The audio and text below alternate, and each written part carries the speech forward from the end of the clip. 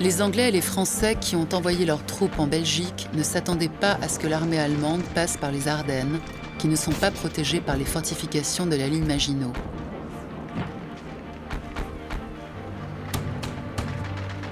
Trois divisions blindées percent ainsi le front français du côté de Sedan. Les divisions françaises refluent dans le plus grand désordre.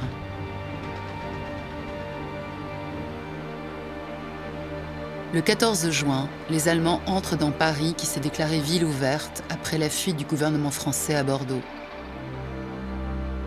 Le maréchal Pétain est devenu président du Conseil à la place de Paul Reynaud. Il négocie l'armistice avec l'envahisseur. La sonnerie du cessez-le-feu résonne le 25 juin 1940, 6 semaines après le début de l'invasion. La France sera désormais divisée en deux zones, la zone occupée au nord et la zone dite libre au sud. Une loi sur le statut des Juifs est promulguée le 18 octobre 1940. Les Français considérés comme juifs sont exclus de la plupart des fonctions publiques et de nombreuses autres professions, dont la presse, la radio et le cinéma. Cette loi vise aussi les étrangers dits de race juive qui doivent être internés dans des camps spéciaux.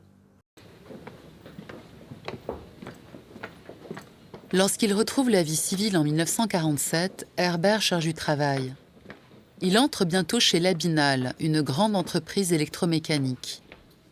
Il décide de prendre des cours du soir pour rattraper le temps perdu, lui qui a été contraint d'arrêter l'école à 14 ans.